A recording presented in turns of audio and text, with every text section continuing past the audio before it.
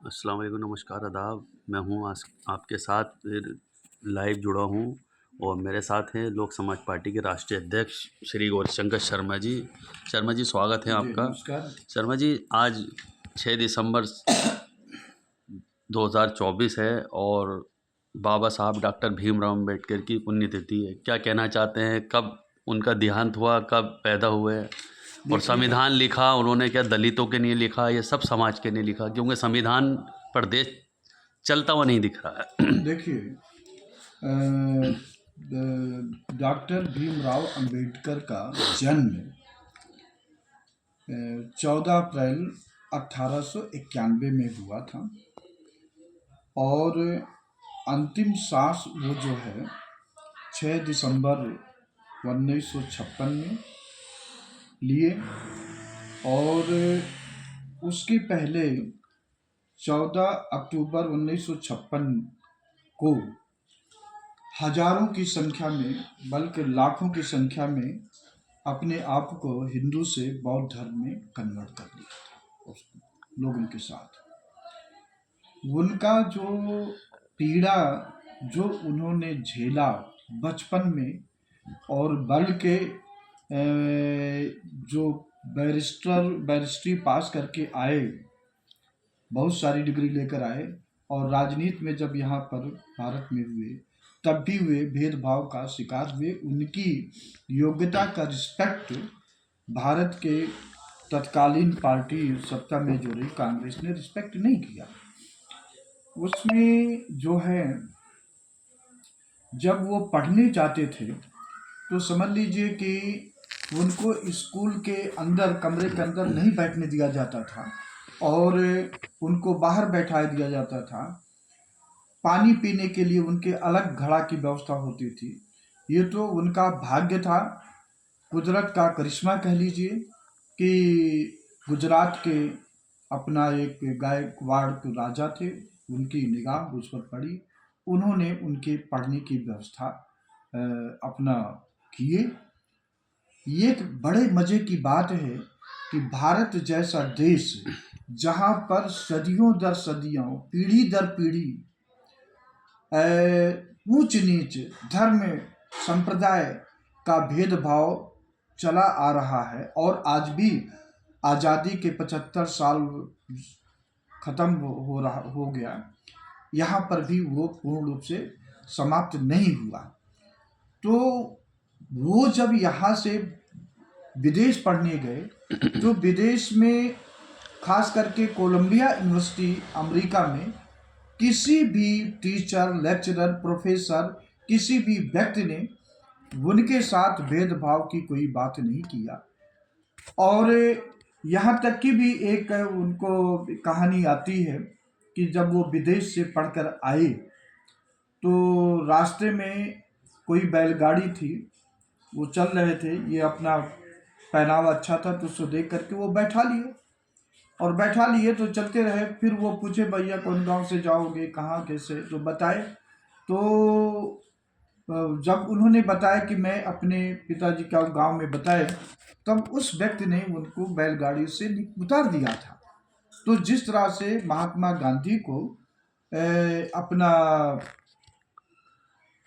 Rail से उतार दिए थे, उसी प्रकार अंबेडकर को भी उस गाड़ीवान ने बैलगाड़ी से उतार दिया था। इतनी भेदभाव, इतनी जातिवाद थी। लेकिन वहीं कोलंबिया यूनिवर्सिटी जो भी जहाँ जहाँ भी वो पढ़ने गए कहीं भेदभाव नहीं, बल्कि उनका रिस्पेक्ट किए और आज भी कोलंबिया यूनिवर्सिटी में उनकी योग्यता को रिस्पेक्ट करते हुए, उनकी विद्वता को रिस्पेक्ट करते हुए उनकी स्टैचू आज भी लगी हुई है। आज भारतवर्ष में मायावती जी ने प्रयास किया और भी भारत सरकार ने भी किए कि उनको उनकी मूर्ति जगह जगह लगवाए, लेकिन यही लोग, अपने ही लोग उनकी मूर्ति को बर्दाश्त नहीं कर पा रहे। ये जातिवाद का जड़ यहाँ पर फैला हुआ है। और कांग्रेस की जो बात है, जब 1952 में पहला आम चुनाव हुआ तो कांग्रेस ने, बल्कि उनको अपनी पार्टी से टिकट देकर के उनको खड़ा करना चाहिए था, अगर नहीं इस कांग्रेस से आए तो उनको उनको सम्मान के साथ कोई कैंडिडेट नहीं खड़ा करते, लेकिन कांग्रेस ने उसमें उनके खिलाफ कैंडिडेट खड़ा किया, बेचारे हार गए। तो इस तरह से कांग्रेस ने भी उनके साथ दुर्व्यवहार किया। और रही बात उनका योगदान, आज़ादी के पहले जहां इसी धरती पर चाहे हिंदू राजा थे या मुस्लिम बादशाह थे, जो अपने माता के पेट से, रानी बेगम के पेट से पैदा होते थे, वो प्रथा डॉक्टर भीमराव अंबेडकर भारत का संविधान लागू करके ये खत्म कर दिया कि आगे भविष्य में कोई चीफ मिनिस्टर बनेगा, कोई देश का प्रधानमंत्री बनेगा तो रानी के पेट से नहीं बल्कि जनता के मत पेटी से पैदा होगा। और ये विश्व में बहुत बड़ा अनोखा भारत का संविधान दिए। यही नहीं, उन्होंने आर्टिकल 14 से लेकर के 16 तक समानता का अधिकार दिया, इक्वल अपॉर्चुनिटी सर्विस में, सरकारी संस्थानों में समानता का अधिकार दिया। आर्टिकल 17 में उन्होंने अनटचबिलिटी को खत्म किया। पहले छुआछूत था और आज भी जारी है, लेकिन संवैधानिक रूप से उन्होंने खत्म किया। फिर टाइटिल, पहले राजा महाराजा बादशाह होते थे, वजीर आलम होते थे, तो ये पद उन्होंने आर्टिकल 18 के तहत उन्होंने खत्म किया। और फ्रीडम ऑफ स्पीच, फ्रीडम का अधिकार आर्टिकल 19 में दिया। और पर्सनल लिबर्टी, व्यक्तिगत स्वतंत्रता आर्टिकल 21 में दिए। और जो बच्चों को फैक्ट्रियों में, कारखानों में वो काम कराते थे, उसका भी उन्होंने एवोल्यूशन किया आर्टिकल 23 के तहत। और इसी 24 के तहत और आर्टिकल 23 में राइट अगेंस्ट एक्सप्लॉयटेशन, यानी शोषण के विरुद्ध अधिकार वो दिए। और इसी प्रकार आर्टिकल इसमें 14 से लेकर के 29 तक ये रिलीजन का उन्होंने अधिकार दिया। आर्टिकल इसमें 25 से 28 तक राइट टू रिलीजन और 29 से 30 तक कल्चरल एंड एजुकेशनल का उन्होंने राइट दिया माइनॉरिटी को। 32 जो सुप्रीम कोर्ट में किसी का फंडामेंटल राइट अगर वायलेट होता है तो सीधे सुप्रीम कोर्ट में उस फंडामेंटल राइट को के जो वायलेशन हुआ उसके खिलाफ जा सकता है। और इसी प्रकार आर्टिकल 226 के अंतर्गत अगर किसी का फंडामेंटल राइट वायलेट हुआ और कोई लीगल राइट भी वायलेट हुआ है तो वो सीधे हाई कोर्ट में जाकर के उसको अपना इन्फोर्स करा सकता है। तो इस तरह से उन्होंने किए। और आगे उन्होंने जो इस देश में प्रजातांत्रिक प्रणाली, जो कि राजा जो होगा, प्रधानमंत्री होगा, चीफ मिनिस्टर होगा, गवर्नर होगा, और गवर्नर तो राजनीतिक पोस्ट है, वो तो प्रेसिडेंट उसको करते हैं, लेकिन प्रेसिडेंट, वाइस प्रेसिडेंट जो है वो भी प्रेसिडेंट सीधे नहीं जनता के द्वारा, लेकिन मेंबर ऑफ पार्लियामेंट और लेजिस्लेटिव असेंबली एमएलए के द्वारा होते हैं। और उपराष्ट्रपति ऐसे वो अपना मेंबर ऑफ पार्लियामेंट और एमएलसी के उसमें होते हैं। तो इनडायरेक्ट इनका चुनाव है। और उसके बाद उन्होंने स्टेट और सेंटर के बीच में कैसा रिलेशन हो वो दिया। देश में एक एकीकृत न्याय प्रणाली उन्होंने इस्टेब्लिश किया। इसमें निचली कोर्ट से लेकर के हाई कोर्ट और सुप्रीम कोर्ट, पहले यहाँ के लोग प्रिवी काउंसिल विदेश में जाते थे अपील करने के लिए, लेकिन 1950 के बाद में ये खत्म हो गया। अब रही बात कि इन दिनों अभी 6 दिसंबर को देखें आप, जितना भी पेपर है उसमें है, सभी लोगों ने प्रधानमंत्री का है अपना इतना कि वो अपना फोटो दिखाए हैं। और हरियाणा के चीफ मिनिस्टर सैनी जी अपना बड़ा बड़ा फोटो दिखाए हैं। तो फोटो दिखाने से ये कुछ नहीं होगा, जब तक प्रैक्टिकल ये परिवर्तन नहीं किया जाएगा तब तक कुछ नहीं होगा। और ये लोग सिर्फ दिखावा के रूप में करते। हम डॉक्टर भीमराव अंबेडकर को मानते हैं। अगर भीमराव अंबेडकर को मानते हैं तो आपको संविधान को 100% लागू करना पड़ेगा। जैसे आप जो है एजुकेशन सबको ये इक्वल रूप से आप प्रदान कीजिए। आप शिक्षा तो महंगा कर दे रहे हैं। क्या ये संविधान कहा है कि शिक्षा महंगा कर दो और इसके बाद में लोगों को पढ़ने मत दो? तो जैसे मुगल काल में और हिंदू जब राजा थे वहां पर बड़े इनके छोटी जातियों को पढ़ने नहीं दिया जाता, शूद्र जातियों को पढ़ने नहीं दिया जाता। तो आज वही ये जो आज सत्ता में लोग हैं शिक्षा को महंगा कर दिए हैं और इसके कारण जिससे लोग अपना पढ़ ना सके।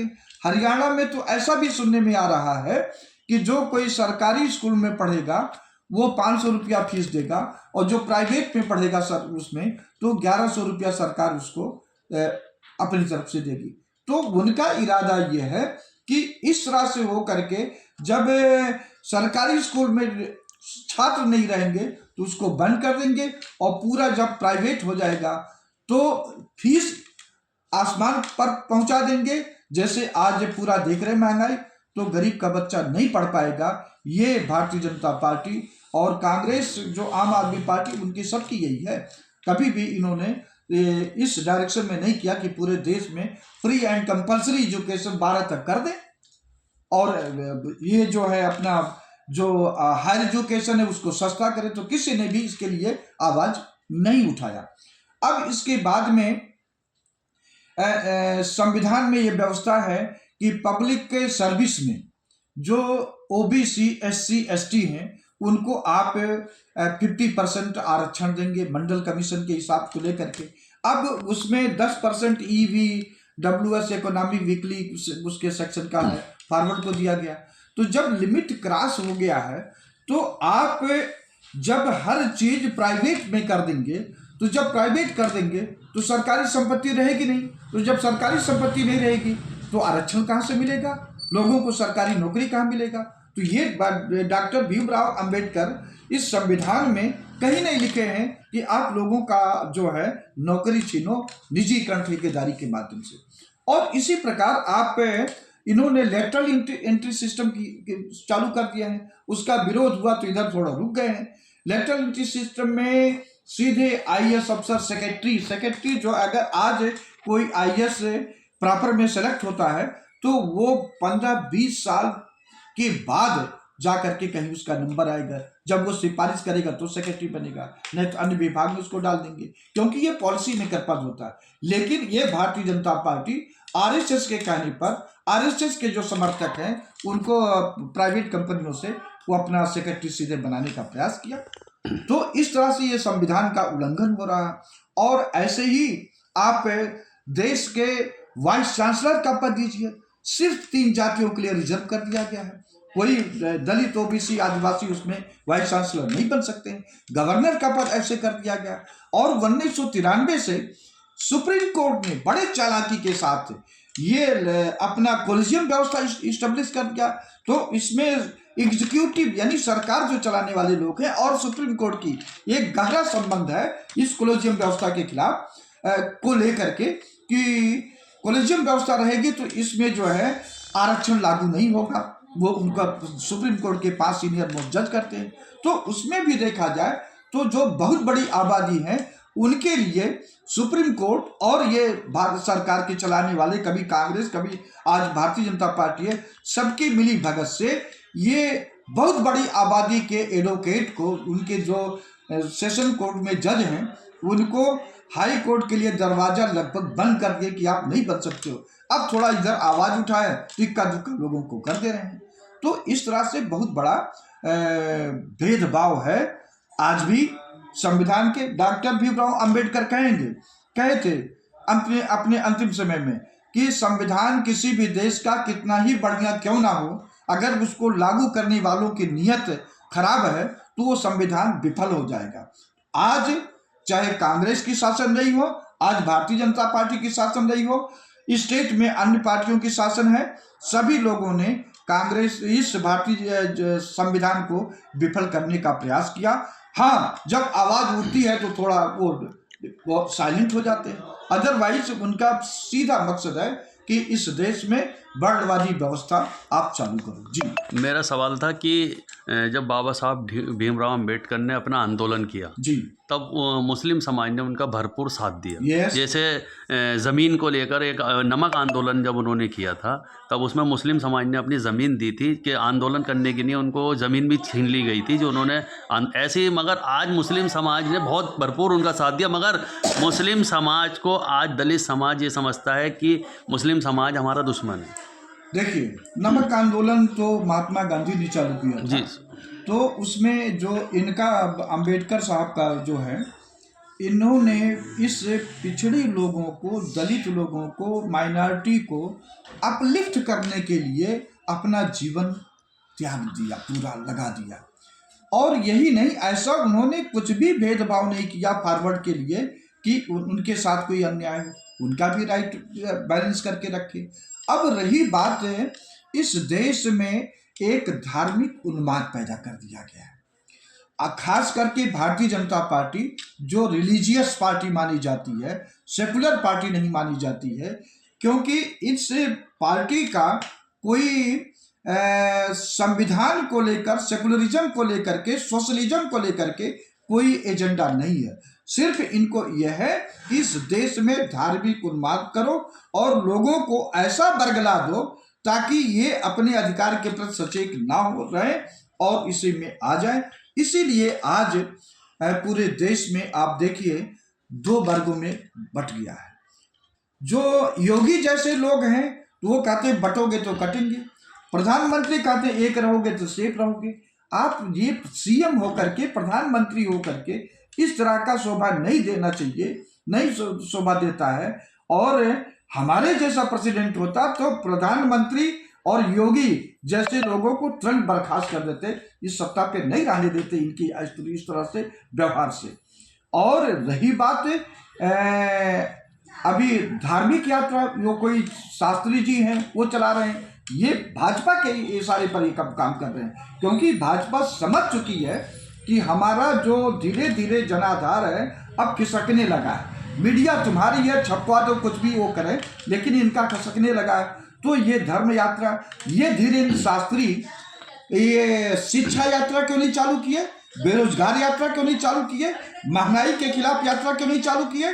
क्योंकि इनको तो जनता से पूरा अपना मुफ्त में सब मिल जा रहा है, तो इसको नहीं करेंगे। तो इसीलिए ये यात्रा करवाया जा रहा है। आज हम इस अवसर पर इस देशवासियों को मैं अपील करता हूं कि आप लोग किसी के बहकावे में मत आइए। धर्म आपका निजी मामला है, मानिए, लोक समाज पार्टी आपको उसमें डिस्टर्ब नहीं करेगी, लेकिन आप इस तरह से कट्टर मत बनो कि आप अपने बच्चों का स्कूल भूल जाओ, अस्पताल भूल जाओ, सड़क भूल जाओ, सामाजिक समरसता भूल जाओ, और जो हायर एजुकेशन है वो भूल जाओ, व्यापार भूल जाओ। इससे काम नहीं चलेगा। आप देखे होंगे, नोट कीजिए, रिसर्च कीजिए, देश में जिन देशों में धर्म की कट्टरता रही है वो देश पिछड़ गए हैं। भले उनके यहाँ, जैसे एशिया में बहुत सारे मुस्लिम कंट्री हैं, उनमें संसाधन है, नेचुरल ऑयल है, तेल है, तो वो संपन्न तो जरूर हैं, लेकिन उनके यहाँ कोई रिसर्च नहीं हुआ। उसी प्रकार भारत में भी है। ये यहाँ पर क्या रिसर्च हुआ? कुछ नहीं। बल्कि उधर आप यूरोप कंट्री में जाएं और अमेरिका में जाएं, वहाँ लोग धर्म को साइड में कर दिए, शिक्षा पे जोर दिए, इंडस्ट्रियल रिवोल्यूशन पे जोर दिए, और देखिए कितने रिसर्च उनके हुआ है। वहाँ कोई देवी देवता नहीं है, वहाँ पर कोई अपना मजार वगैरह कुछ नहीं है, सबसे आगे हैं। तो हम लोगों को यही अपील करते हैं कि आप लोग किसी भी के कहने पर आप अंधभक्त कट्टरवाद मत बने। धर्म मानिए, आपका निजी मामला है, लेकिन संविधान को बचाने के लिए, रोजगार के बचाने के लिए, महंगाई खिलाफ को आगे आने के लिए, और एजुकेशन, व्यापार, बेरोजगारी, निजीकरण, ठेकेदारी के खिलाफ आप लोग लोक समाज पार्टी के साथ जुड़िए। क्योंकि अब पार्टी के लोग भी एक कर रहे हैं नारा दे रहे हैं कि निजीकरण ठेकेदारी हटाने का है संकल्प का है संकल्प। लोक समाज पार्टी इस देश में एक ही विकल्प, तो ऐसा चल रहा है। और शर्मा जी, मेरा आखिरी सवाल था कि जी। अभी आप सत्ता का जिक्र कर रहे थे कि भाजपा की सत्ता धीरे धीरे खिसक रही है, जी मगर अभी महाराष्ट्र में चुनाव हुए, वहां तो सत्ता वापसी आ गई देखिए पलबोल मोहम्मद से। देखिए, अगर वो फ्री एंड फेयर इलेक्शन वहां पर होता है, इलेक्शन कमीशन वास्तव में निष्पक्ष होता, तो वहां पर कभी भी नहीं जीत सकती है। आप एक इंदिरा गांधी के इलेक्शन को 1971 में राजनारायण जी ने चैलेंज किया और उनका 6 साल के लिए डिबार कर दिया गया, क्योंकि वो सरकारी संसाधन का दुरुपयोग किए थे। आप देखिए महाराष्ट्र में कहीं भी कोई इलेक्शन हुआ है, प्रधानमंत्री का क्यों वहां पर काफिला करता है, क्यों संसाधन उपयोग होता है, जो सत्ता में रहे उनका क्यों उपयोग होता है, वो निजी क्यों नहीं करते हैं। तो जब आप दुरुपयोग करोगे तो सत्ता आपकी, आप जीतोगे। फ्री एंड फेयर इलेक्शन करवाओ तो उनकी लुटिया डूब जाएगी और सत्ता तो दूर की बात है। जी बहुत बहुत शुक्रिया। तो ये हमारे साथ थे लोक समाज पार्टी के राष्ट्रीय श्री गौरीशंकर शर्मा, पेशे से वकील हैं।